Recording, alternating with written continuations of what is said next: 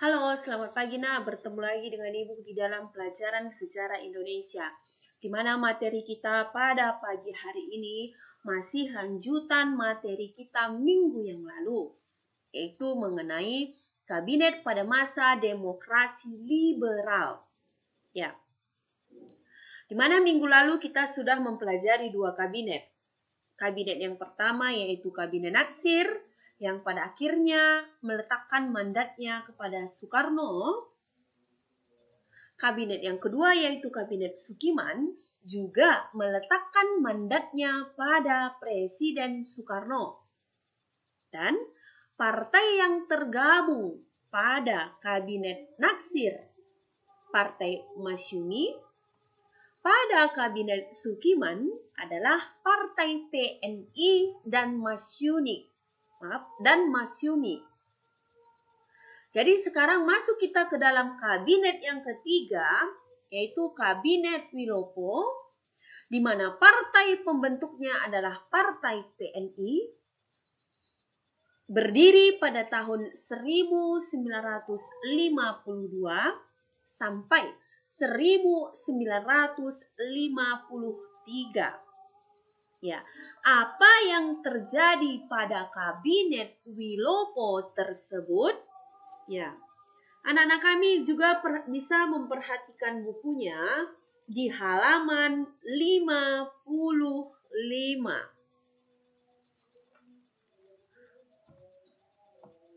Ya, masuk kita ke kabinet Wilopo.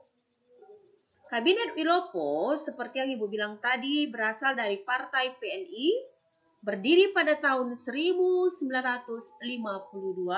sampai 1953. Di dalam kabinet Wilopo tersebut muncul dua partai yang baru, yaitu masuknya PSI dan PSII. Tugas dari kabinet Wilopo yaitu menjalankan persiapan pemilu untuk memilih anggota parlemen dan anggota konstituante. Anggota parlemen adalah perwakilan dari parlemen dan konstituante adalah anggota yang menyusun undang-undang dasar. Ya. Sama dengan kabinet sebelumnya, kabinet Wilopo juga meletakkan jabatannya. Apa yang menyebabkan? Pada tanggal 17 Oktober 1952, di mana di sini terjadi peristiwa DPRS, Dewan Perwakilan Rakyat sementara dibubarkan. Dan ada peristiwa yang dikenal dengan peristiwa Tanjung Morawa. Peristiwa Tanjung Morawa ini berada di Kabupaten Deli Serdang ataupun di sekitar Tanjung Morawa.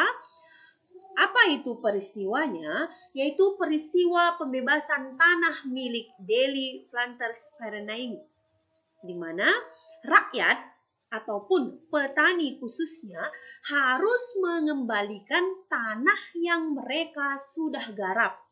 Itu merupakan perintah dari Gubernur Sumatera bagian timur. Ya, dulu Sumatera Utara pada tahun 1952 disebut dengan Sumatera bagian timur. Ya, Ibu ulangi sekali lagi anak ya. Peristiwa Tanjung Morawa di mana pembebasan tanah milik Deli Flanders yang sebelumnya sudah digarap oleh rakyat disuruh untuk dikembalikan. Dan di sini terjadilah bentrok antara polisi dan petani. Ya, kenapa bentrok? Pembebasan lahan yang sebelumnya dimiliki oleh rakyat diminta kembali oleh pemerintah. Di sini dari peristiwa Tanjung Morawa tersebut menyebabkan 5 petani akhirnya meninggal dunia. Faktor tersebutlah yang menyebabkan kembali Wilopo akhirnya jatuh. Ya, Ibu ulangi anak ya. Faktor tersebutlah yang menyebabkan akhirnya Wilopo jatuh.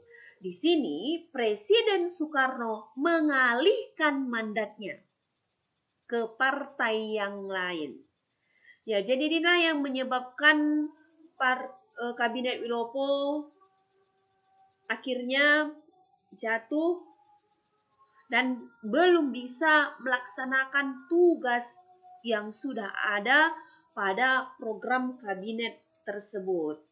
Ya, setelah Kabinet Wilopo jatuh, maka Presiden Soekarno mengalihkan mandatnya ke Kabinet Ali Sastro-Midjojo pertama. Ya, apa itu tugas dari Kabinet Ali yang pertama?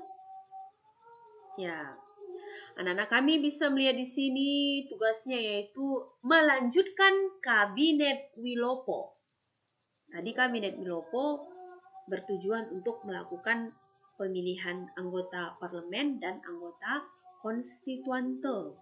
Di sini Kabinet Ali yang pertama melakukan pemilihan umum untuk memilih anggota dewan dan anggota konstituante. Sama dengan tujuan dari Kabinet Wilopo. Dan ada keberhasilan di dalam Kabinet Ali yang pertama, yaitu berhasil menyelenggarakan konferensi Asia Afrika pada April 1955.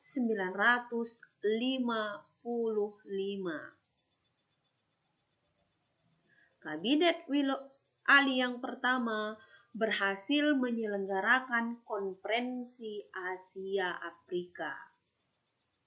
Namun, di dalam Kabinet Ali Sastro-Midjojo yang pertama, sama dengan kabinet sebelumnya, muncul masalah. Masalah apakah itu? Ya, pimpinan-pimpinan TNI kabinet ditolak oleh Korps Perwira. Pimpinan-pimpinan TNI kabinet ditolak oleh Korps Perwira karena tidak percaya terhadap Menteri Pertahanan. Inilah yang menyebabkan Kabinet Ali yang pertama akhirnya jatuh sama dengan kabinet-kabinet sebelumnya pada saat itu. Dan pada tanggal 24 Juli 1955, Kabinet kembali menyerahkan mandatnya kepada Presiden Soekarno. Ya, di sini anak-anak kami sudah mendengar dan memahami 4 kabinet pada masa demokrasi liberal yang kita pelajari pada saat ini, yaitu Kabinet Natsir, Kabinet Sukiman, Kabinet Wilopo, dan Kabinet Ali Sastro-Midjojo yang pertama. Dari keempat kabinet tersebut sudah muncul 4 partai, Masyumi, PNI, PSI, dan PSII. Sudah bisa menyelenggarakan pemilihan umum untuk memilih anggota parlemen dan anggota konstituante di dalam Kabinet Ali Sastro-Midjojo yang pertama. Dan keberhasilannya sudah bisa menyelenggarakan konferensi Asia Afrika. Walaupun ada gejolak-gejolak di dalam kabinet tersebut, namun di dalam Kabinet Ali yang pertama, seperti yang Ibu bilang tadi, sudah bisa menyelenggarakan konferensi Asia Afrika. Ya, pada pagi hari ini yang kita pelajari yaitu Kabinet Wilopo dan Kabinet Ali Sastro-Midjojo yang pertama. Mudah-mudahan dari penjelasan video yang Ibu tayangkan, anak-anak kami bisa memahami, ditambah dengan buku pegangan kalian. Ya, apabila ada materi yang tidak mengerti, Apabila ada materi yang tidak dimengerti, silahkan tanya kepada Ibu. Ya, sekian dan terima kasih.